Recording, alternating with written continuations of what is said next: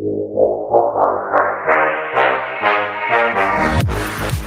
listening to Slick Talk, the hospitality podcast, a podcast for those who are in and around the hospitality industry who love, live, and breathe what they do. You can join us for candid and unscripted conversations with hospitality experts and founders as we go deeper into their personal stories while they're sharing their triumphs and trials that got them to where they are today. I'm your host, Will Slickers, and you're listening to an episode of Slick Talk, the hospitality podcast. Now, let's begin.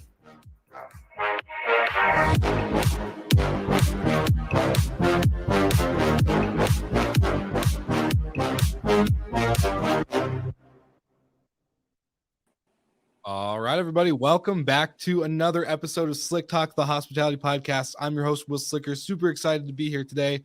And I got an awesome founder on the show today. We have Chris Adams, who is just everywhere in luxury hotels. And so, Chris, my man, I want to just give you a quick opportunity to introduce yourself to the audience. Hey, thanks so much, man. And thanks for having me on the podcast. Much appreciated. My name is Chris Adams, and we have a brand by the name of Ellis Adams Group. And our whole world is built on really understanding the luxury side of the hospitality industry. And we have the pleasure of getting to open virtually every hotel that brands like Marriott International get to open between Canada down through South America, Caribbean, Latin America. And that's from, luxury brands like Ritz-Carlton all the way through some of their distinctive brands like AC Hotels and Moxie. And our team gets to, I say we have the best jobs in the world, right? We get to travel the world. We eat and drink for a living and really get an opportunity to pour into other people's lives. So that's the 10-second snapshot, I guess you can say, of what we get to do. Yeah, the high overview. I love it. And you got an awesome background. So where are you at today? You're at the office, and I think you said you're about to jump on a red eye right after Thanksgiving. Yeah, we are at the office. I mean, honestly, if you see the backdrop, there's worse places to have as an office, right? It's sometimes difficult to get things done, as I feel like we should be in like R&D mode at all times.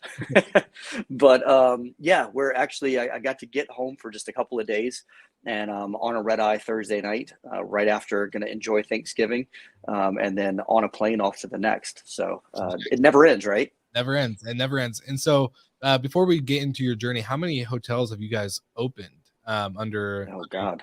I'm just kind of curious. It sounds like it's. I think the last number in calculations over the years of doing this, over 500. Wow, that's incredible. It's incredible. Okay, well let's chop it up a bit. I want to know, what was the pivotal moment that in your life, pre-hospitality, how'd you even get into the space to then even build off this career of opening 500 luxury, beautiful hotels around the world? Yeah, it's crazy how it happened. As I didn't grow up in the hospitality industry, right? I didn't have a server job through school. I didn't bartend in college. Like you hear that story so many times. Yeah. I grew up in the entertainment industry. Okay. And on the music side. And then randomly, I guess late teens, got kind of pushed into a summer gig and stumbled into the hospitality industry. By chance, had no idea that this is what I was going to do. And it was for Ritz-Carlton. And the Ritz-Carlton Hotel Company, literally, it changed my life. And I know that sounds crazy to say about a brand, but I had no idea when I walked into that hotel that day. It was a pre-opening property. So it was the first hotel I ever opened as a part-time pool attendant, shockingly enough. I say to this day, one of the best jobs I've ever had. Yeah. That I was sitting in kind of what they call a countdown leading into the opening. And you're going through a lot of culture training and really understanding the brand immersion piece of opening a hotel. I'd never been exposed to this before. My father was a psychologist and spent a lot of time doing leadership workshops for companies. So I was around that environment growing up, but I'd never worked or been exposed in this capacity. And I think it was day 2 of this 10-day countdown. Like, I mean, when I tell you I bought in, I drank the Kool-Aid hard, man. I'd say if I could have gone out like on day 2 and gotten like a massive lion's head, the Ritz logo on my back right now, I would have one, right? I mean, like I bought in hard and I embraced it. I fell deeply in love with it. And that's literally when my life changed. That's the moment when I realized this is it. This is my destiny. This is what I'm supposed to do. Regardless what you believe in, that I felt like this was the moment I found my calling. Yeah. No, I relate to that story because a lot of the listeners know that I have a pre-chat with every guest, right? So, we talk about your story, and this is what, when, going through the emails and of potential guests to have on the show, not only was your career that you built really incredible, but like getting to talk to you beforehand, like that was the same way for me. I started with the autograph collection with Marriott, and I was super confused and depressed and like just always jumping job to job and never understood like what did I want to do with my life. Also living off of other people's expectations for what they wanted me to do as a young man in the world. And when I got into that hotel, like you said, I drank the Kool-Aid, fell in love, and that changed everything. And so that's why when you and I got to talking, I was like, I love your story. So from there, from being a pool attendant, where did that lead to? What, I guess what, and maybe give us some like 2 to 3 key takeaway, like fundamentals that just were instilled.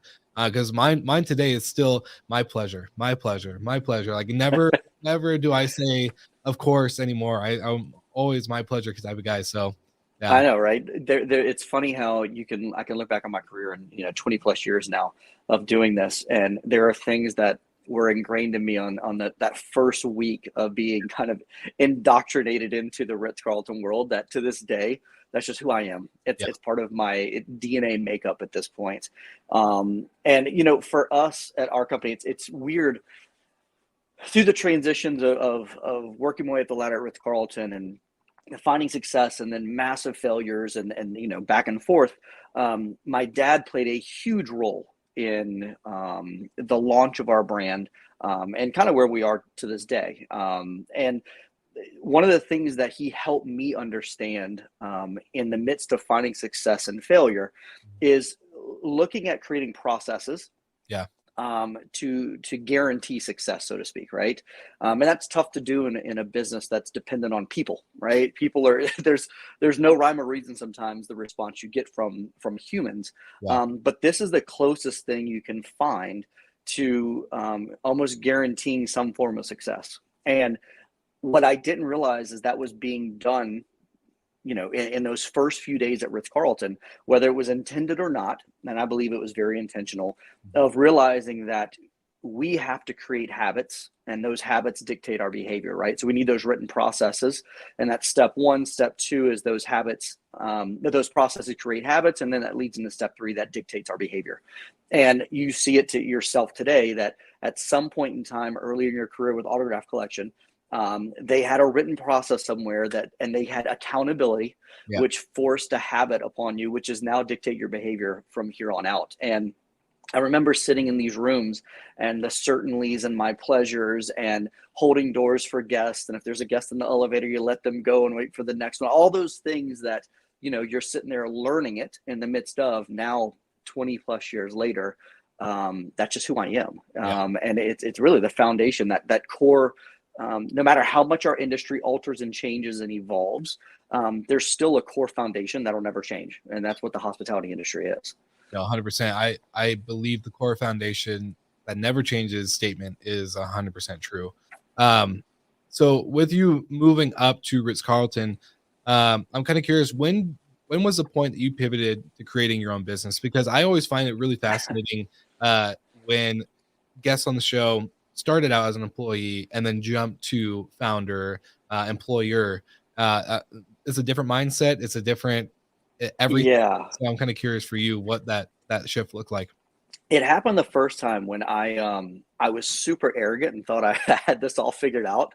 I had worked my way up the ladder with Carlton and found early success, and I was like, this is easy. I was like, I don't understand why people struggle so hard with food and beverage and hospitality. Like this is, it's no problem. And that was at first I would say it was the first mistake I made. I could tell you in hindsight, it was the best thing I could have ever done because it's all part of the process to get us where we're supposed to be. How you respond to those things, it determines what's next. And I walked away after just a couple of years with Ritz-Carlton to launch my first projects. And The front side of that was extremely successful. My first project I did on my own, essentially, or away from the brand. I mean, we did really great, and all it did was spur my arrogance and thinking that I actually had this figured out. When you say project, are you saying something like your owned property, or is it just a different brand? Yeah, no, I had my own restaurants and bars and gotcha. multiple, right? Not one, and that led to me thinking I've got this figured out. Let's do more. Like if a little's good, a lot's even better, right? Yeah. The family got involved, like, oh my God, Chris is crushing it. Here's money, right? and that led to, arguably one of the most humbling, embarrassing, right, moments of my life of losing everything and realizing very quickly I had no clue what I was doing. I had right place, right time, right circumstances that made me believe that I had this figured out. And that was part of the process for me. That was part of that learning process and humbling of realizing, hey man, step back, open your ears, shut your mouth, learn, take in everything you can, ask questions, look at those that are successful and dig deep. And that started my journey at that point of really digging in deep to understanding what true leadership is.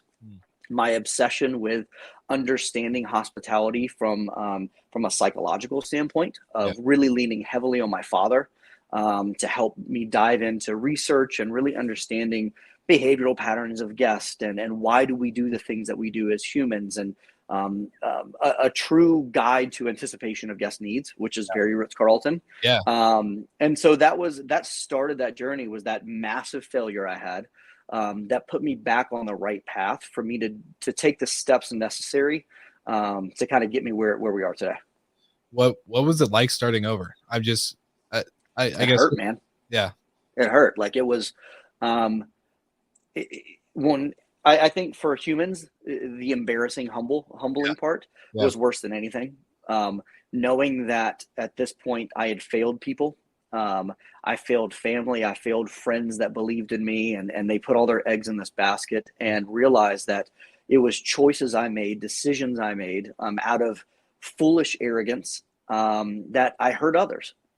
And it was emotionally, it was a very difficult time for me. I think you had talked about when you went to Autograph, like the depression piece, and like, I mean, that was me, man. I'm not a good sleeper as it is, never have been. During that time, I mean, it was bad. It was bad of me just trying to figure out, man, I thought I figured out my purpose, right? I leave an industry, the music industry, I dive headfirst into hospitality, I find early success, and I feel like I found my purpose, and then this happens. And I didn't know what to do. I didn't know, was I completely off base? Did I need to walk away from the industry? Is this not for me? And so it was a challenging time for me to just figure it out.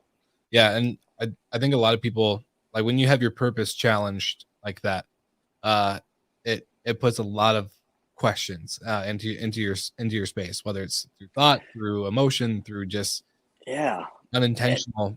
And I think you look at where we're at in society right now, right? We live in a very social media driven world, right? I read a study the other day that said over 90% of all decision making is done based on social influence, right? That's a scary statistic.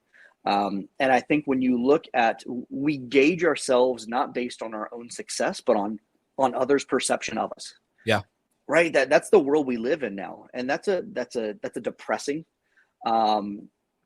people root for you until you find success, and then they want to see you fail. Right. I mean, it's this weird demented space we live in a society right now. And I think I was going through that moment of me trying to define my purpose based on other people's interpretation of me. And that's a very difficult way for you to find satisfaction, for you to find who you are as an individual, for you to tap into your passion, right? And I've always said I believe that everybody on this planet has God-given abilities, whatever God you believe in, right? Not to get into the religious debate, whatever God you believe in, I believe everyone has certain talents and gifts that were just bestowed upon them at birth. For sure. And I think where you find true happiness is when you can find where they intersect your passion as well as those natural gifts that you have. Mm-hmm. And when you can find that crossroads, that's when you really start to find purpose for yourself, which isn't defined by others. It's not me looking at someone else's house, looking at what they drive and say, oh my God, I'm going to let their purpose define my passion, right? Sure. It's me saying, no, what am I naturally gifted at? And where does that intersect with what I'm passionate about? And when you figure that out, it's a game changer for your future. Yeah, no, seriously, it sounds like it's a deadly combination. That doesn't sound like we both know it's a deadly combination. We're in that space. Man, you just said so many good things in that just that one little spurt. It's so good. Okay, so you're starting over, and you say you leaned in heavily into your father. So I want to kind of maybe dive into the psychological side of anticipation of guest needs. The way you were just starting over when you're asking questions, mentorship, all the stuff. Talk me through the phases of getting from restart button just being pressed and hit to then kind of scaling back up into obviously getting back into the success, getting back into my purpose is here. It is working. Like I just needed a reset. I needed to be humbled. I needed to learn from not only what I was doing successful then, but how can I even better it now? I think a few things happened. I stepped back and I got back into reading. Okay. I got back into and reading stuff that I knew was going to be part of that self-edification, right? It was reading content that was going to make me a better person, regardless of what direction my life went. So that was a huge piece of it. Getting my head in the right space was extremely important in figuring out what the next step was. Me trying to transition from failure, finding a new purpose, dive into it. It wasn't going to work that way for me at that point. I needed to get me figured out first. I needed to have tough conversations with myself. I needed to figure out what do I not know? I needed to lean back on those individuals that I had, crossed paths with over the years and say, wait a minute, they did something really right. Let me kind of dig into them a little bit. And I made sure that my circle that I had around me at the time was extremely important for me. Those that were kind of pouring back into me at that time. At that time, I was a very big John Maxwell fan. Okay. His leadership books were, the 21 Irrefutable Laws of Leadership was like my Bible. And one of his books later on had what he called his thinking circle. And he basically had like 15 or 20 categories that he felt were very important to make him well-rounded. And that was everything from spirituality to business, relationships, on down the line. And he identified an individual, a person that he felt was the best of the best in that specific category, whether he knew them or not. And he put their name next to it, and he made sure that he did everything he could to try and find a way to either spend time with them, read their books if he didn't know them, but allow them to pour into him in that area that he felt they were great at. And I basically replicated it. I created my thinking circle of people that in each category I felt were the best of the best. I did a little different only people that I could actually get in contact with. And I literally set calendar invites for myself that they didn't know it, but I would reach out X number of weeks to try and get 10 minutes just 10 minutes of their time to just catch up. And in their mind, it was us just doing a catch up. For me, I was in school. I was literally just studying. I was listening. I was watching what they do, how they do it, how they respond, how they stood, looking at their mannerisms. I mean, I literally just took myself back to school. And I think a combination of a lot of those things put together helped propel me to get me to a place where I felt like one day I woke up and went, I'm out of this. I'm not in the funk anymore. I'm making headway. I'm making strides. And crazy enough, I went back to Ritz-Carlton. Oh, really? It's funny. They were the brand that helped me find my purpose, I believed. Sure. And they were the brand that jumped in and they didn't know it at the time and pulled me out of my funk and got me back where I need to be. And so as a result, I have a very special place in my heart, to say the least, for that brand. Yeah.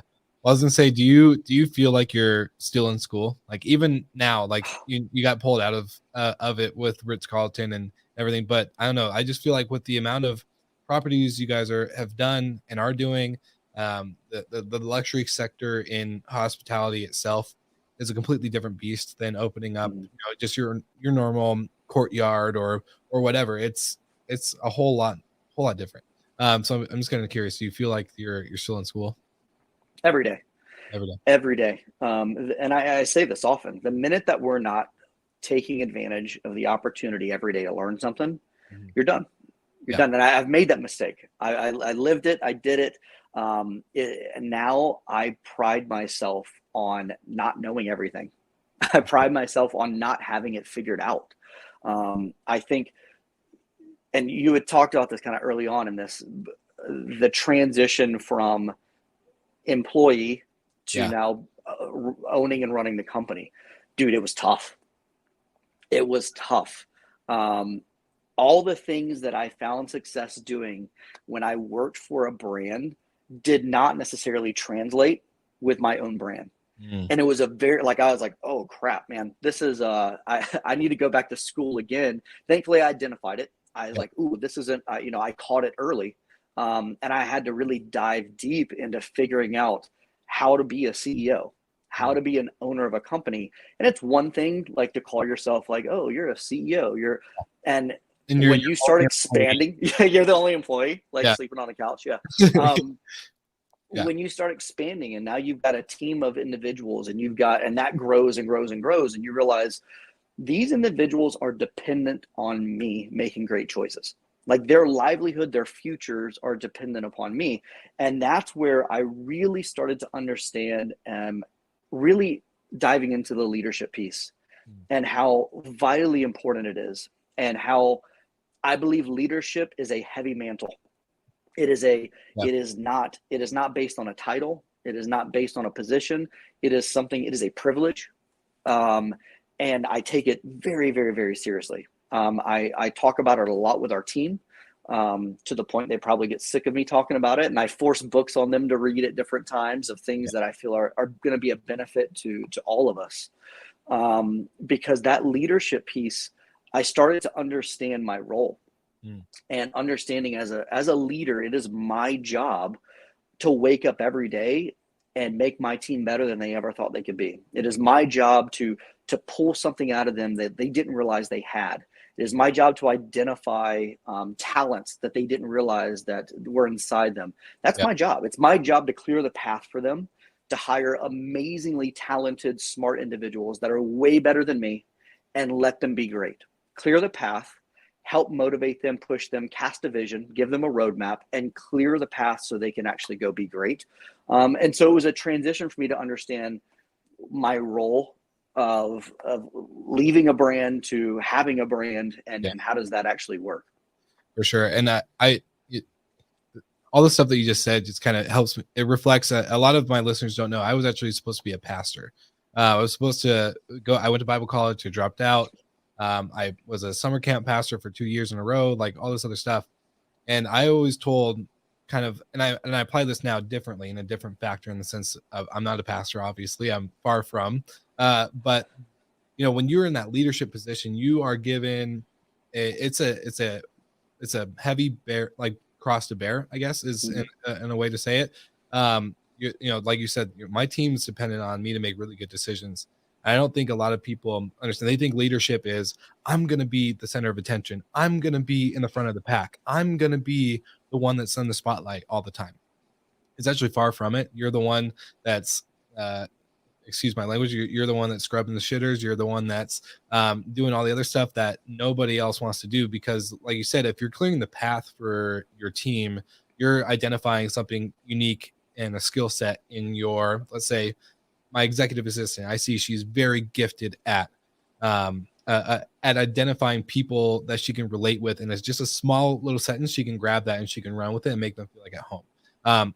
Seeing that type of gift, that type of, I don't know, maybe passion's a word for it too, but seeing that, making sure that you can clear the path, making sure that there's more room for her to grow in that way, just like what you're doing, but on a bigger scale with multiple team members, with multiple leaders underneath that are leading other teams and vice versa. It's a lot to take on. And I'm kind of curious because on an entrepreneur standpoint, I just started, you asked me before we started recording, how's the move to Colorado? How are you enjoying it?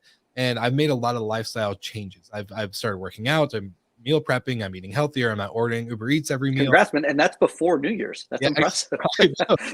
before, but like I was running my own company, based off of fast food and eating out. And I haven't worked out since I got out of the military. All this other stuff. It was just like, okay, there's a lot of changes. But for you as an entrepreneur, did you find that, like, I always compared, like, whether you hate him or love him, Jeff Bezos says, in the morning, it's my putter time. I wake up, I read the news, I have my coffee, I hang out with the kids, I send them off to school. And then I don't have a meeting. And my first like exact high-end meetings are at 10 a.m.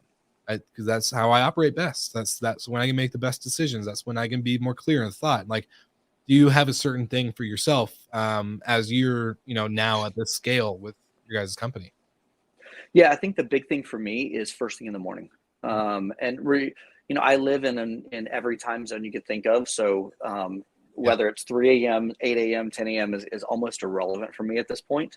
What I found, though, is that we don't wake up every day motivated.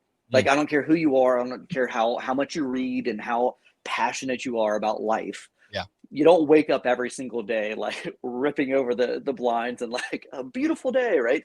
And so I find it's extremely important for me that the minute I wake up, similar to kind of what you just said about Jeff, where it's you wake up and I have to get in the right headspace. Yeah.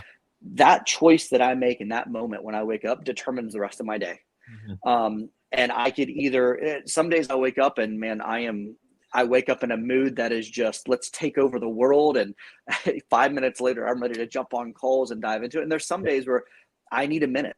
Mm-hmm. I needed a minute to either get my headspace right. I need a minute to crack open one of my books and just read a little bit to get me in the right space. But I know for a fact that if I really want to find success today, that I have to start it in the right headspace. And I think we don't realize how much, and this became real evident for me that 20 plus years ago, I guess 20 years ago, I sat in a room and didn't realize that I made a choice. Yeah. I made a choice to be different. I made a choice to dive into an industry I knew nothing about. And 20 years later, I have one of the greatest jobs in the world, right? Yeah. That was all based on a choice I made that day. And that could have been a day where it was a rough day. It was a bad day. I didn't feel like being there and I completely let everything fly out the other side and didn't take advantage of it.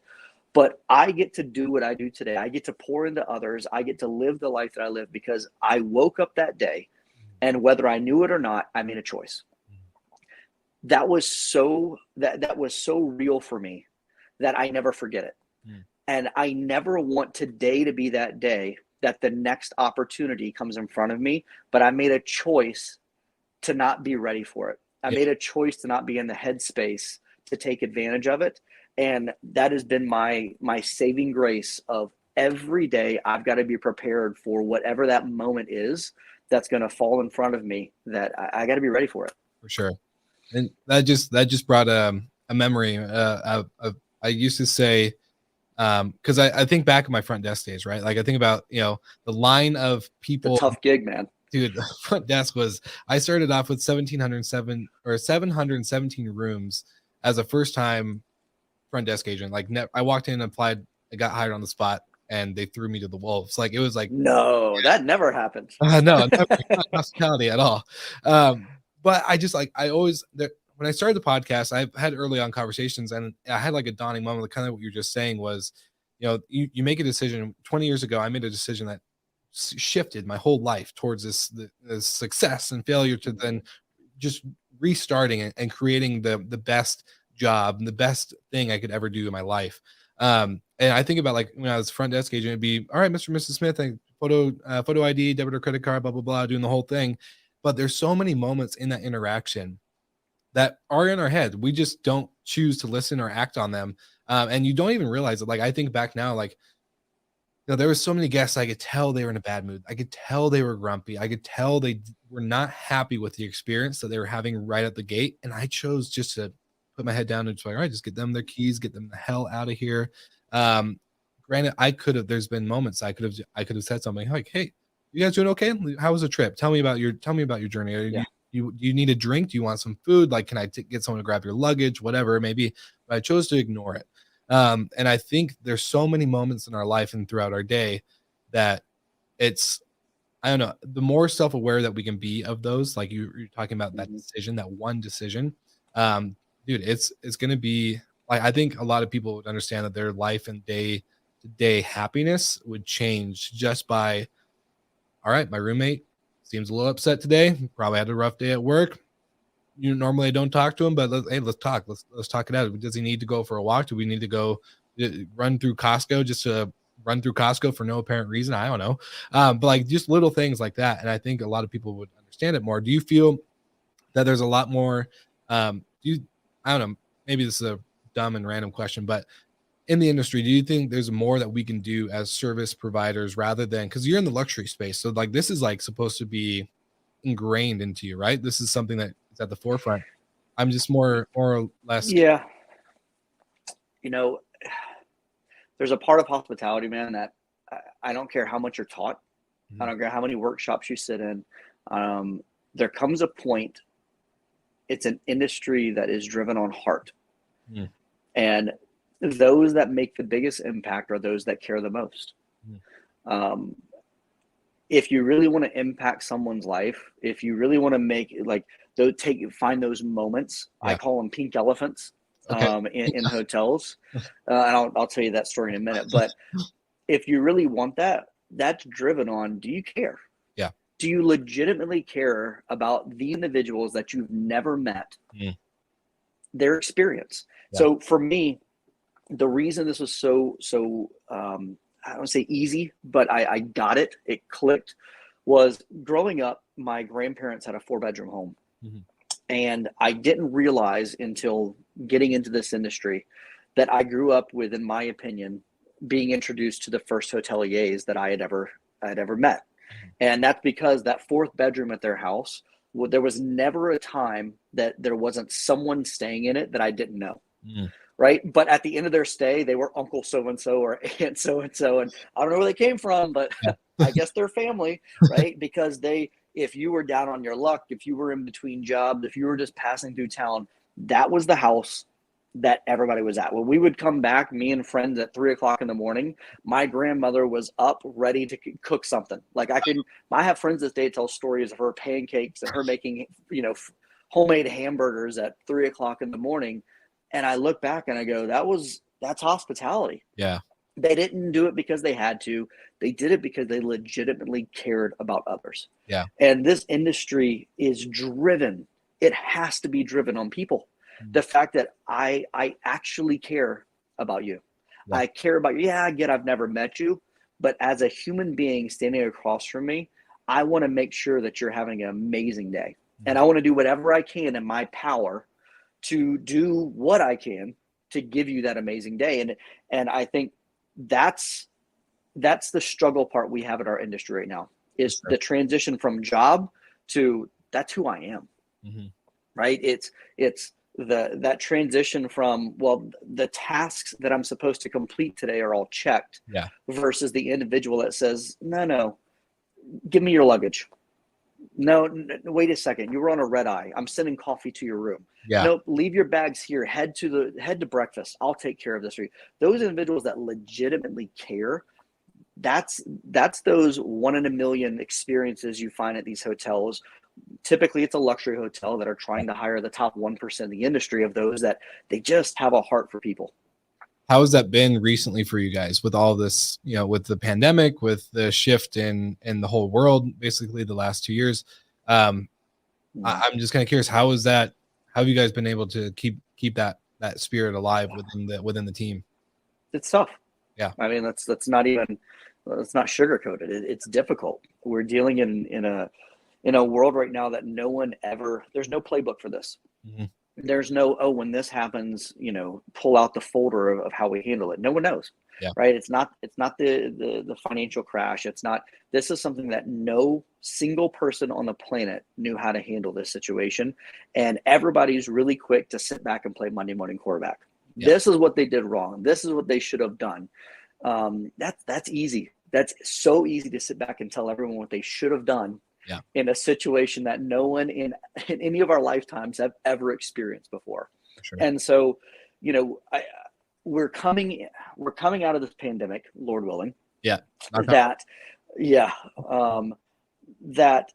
you've got the past 2 years roughly of individuals that worked in the hospitality industry for God knows how long. And unfortunately in the US, most people at a line level position didn't wake up at 13 or 14 and say, you know what I'm going to do? I'm going to be a bartender. That's that, like, right. I mean, it's one of those things, like, it's a position at a line level that most of us fell into while we were doing something else because it was a stopgap between something else we were doing. It was never the long-term idea that this was our career. Yeah. And then you wake up 17 years later and go, crap, this is what I do. Yeah. Right. And so for many of these line level positions, which is a huge struggle for us right now that we're facing here in our industry, this is the first time in 10, 15 years that at 5 o'clock, their friend said, do you want to grab a beer? And they went, yeah, because I'm home. Yeah. Because typically I work every night. And it was the first time on the weekend their friend says, hey, you want to come over for a barbecue? And they go, yeah, because I'm home. Because they typically work weekends. And last Christmas was the first Christmas they got to sit across from their grandparents for the first time in 10 plus years and go, this is what it feels like. Because normally I work every holiday. Yeah. And they go, so why am I doing this? Why am I getting paid $2 and some odd cents an hour as a server and praying to God that you like me enough in a thankless job to leave me 20% so I can feed my family? Mm-hmm. Well, when you break it down, yeah, I understand why they don't want to come back. I understand why Amazon or Home Depot or Costco goes, that seems like a great career. You know, they're offering me benefits. I get home every day at 5 o'clock. I'm off on the weekends. I get to spend time with my family on the holidays.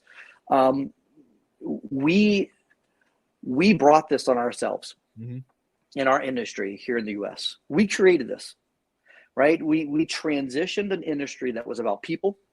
It was about heart, and we turned it into this massive multi-billion, probably trillion-dollar industry that's all based on P&Ls, hedge funds, real estate groups. Yeah. It's no longer about my grandparents where, hey, you're having a tough time, come stay with us. Yeah. Now it's how much can I squeeze out of you? What more can we get out of them? How do we cut costs? How do we make more money? How do we put more to the bottom line? And here we are. Here's where we found ourselves, where now this isn't one of those, the financial crisis where, okay, 8 months from now, we anticipate things ramping back up and we'll be good. This is a moment in history that I believe we'll be able to look back on and say, this is when it all changed for hospitality. This is the moment that things transition from what we always knew to what it's going to become. And I think right now, most of us in this industry, at least at a high level, are trying to figure out what is it? What is next? What's the 2.0 version of what we're supposed to be doing? Guests want more. They have more demands than they've ever had before because their dollar means more to them now. Yeah. They don't mind spending it, but the experience has to be equivalent to the price point. And there's no wiggle room in that anymore. So the guests want more for the dollar that they're paying. Yet at most of our properties, we have labor models that are less than they've ever been before. So we have less people to execute with a guest that wants more out of it, that are paying more money. That equation doesn't work. That 2 + 2 is not going to equal 5, right? And I think that's a challenge that we're all facing right now. Yeah. And do you think we're going back to the heart? Are we going back to people? Are we going back to purpose-driven hospitality? Or is it, do you see it, I guess maybe my biggest concern and worry has been that during COVID, everyone wants contactless, everyone wants better experiences, everyone wants mobile, friendly. They want it to be instant. Airbnb obviously was a big thing that took off. My biggest worry was that the industry was going to be like, all right, let's give them what they want. Let's get it. Let's just recover. I don't care how much we have to spend. Let's do it. But then things open up. The world, domestic travel skyrocketed. International just opened not too long ago, and the flights are full. TSA is seeing 2.5 million people traveling a day, like all this type of stuff.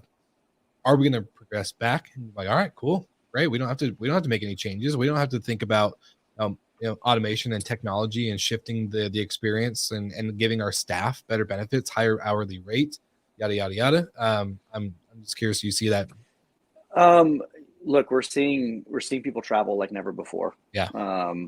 But we don't have the staff to take care of them. I mean, we have hotels that have 8 and 9 concepts within their hotel, and they've got one open.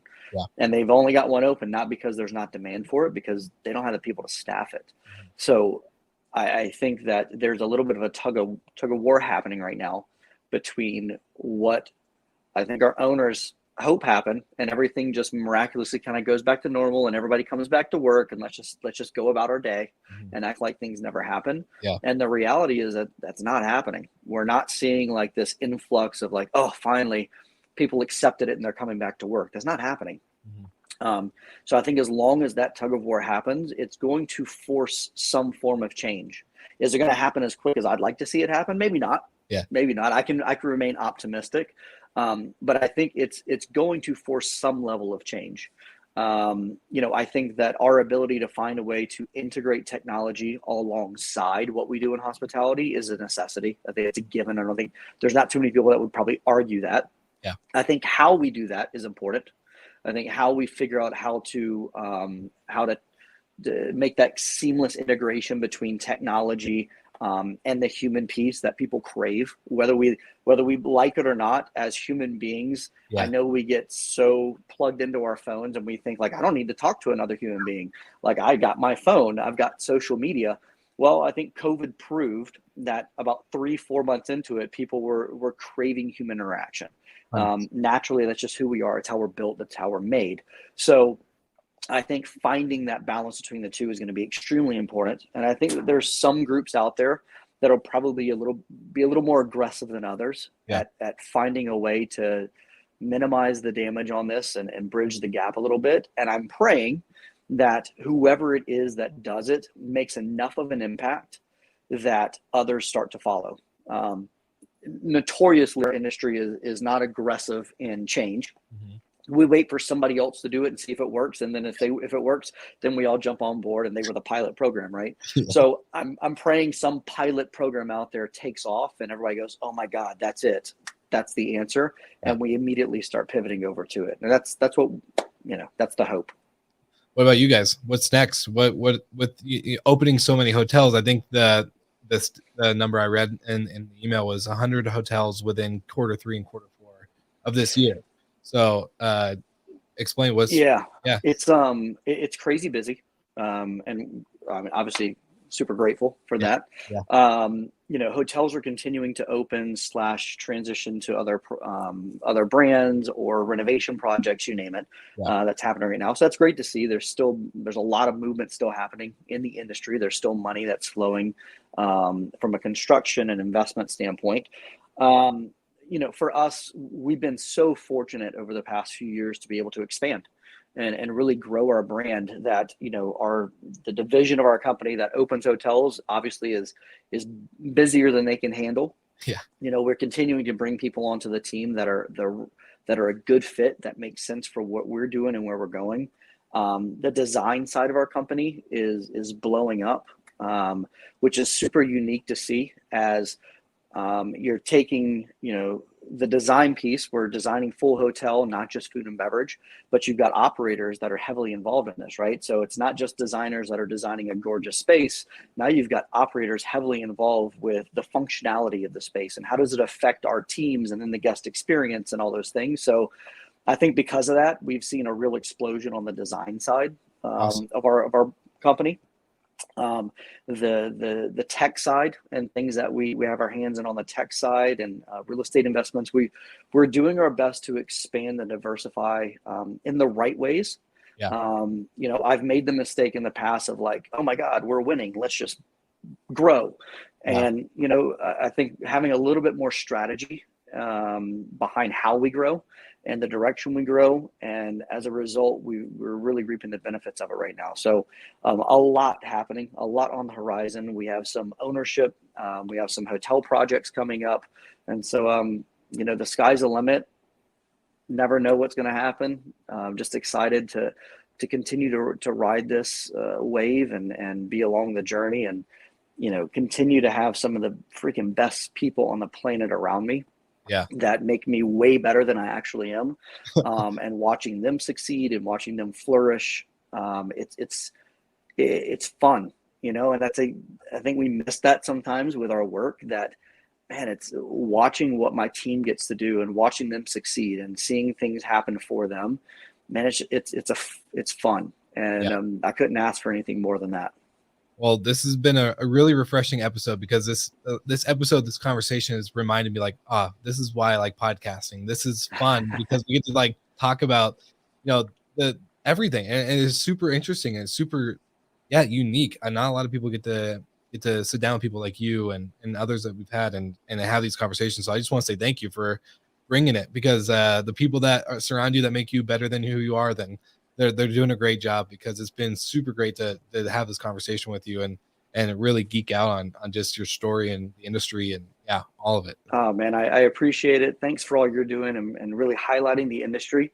Having some of these, sometimes I'm sure, tough conversations about the industry, for everyone that's listening to your podcast, the support that they're giving you so you can continue to do this. I think it's necessary. So thanks a lot for having us on. And, I look forward to having you out here with us at the bar so we can chat a little more. Yes. This time I won't bring my microphone. I'll leave it at home. We'll just enjoy. Sounds good. Perfect. Well, thank you so much. And where can everyone find you? I love to give our guests the opportunity for the listeners who are just going through the show notes. So you can click on 2 to 3 links, whatever you want. Website, email, LinkedIn, whatever. Website is ellisadamsgroup.com. My personal Instagram, love to have people join us kind of on this journey of getting to see the crazy stuff we get to do. Yeah. It's all one word, Chris Adams _EAG.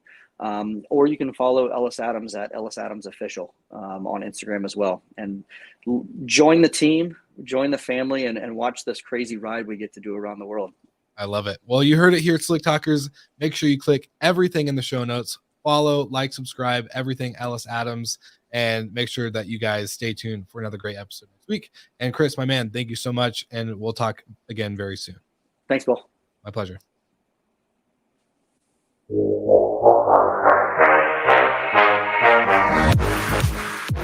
Thank you so much for listening. And thank you to our show partners for making Slick Talk, the hospitality podcast, possible. We hope you enjoyed the show, and we would love to connect with you outside of the podcast. So you can follow us on all of our social media channels for daily hospitality content, or find us on slicktalkthepodcast.com. And don't forget to rate, review, and subscribe so you never miss an episode. I'm your host, Will Slickers, and we will see you guys all again next week.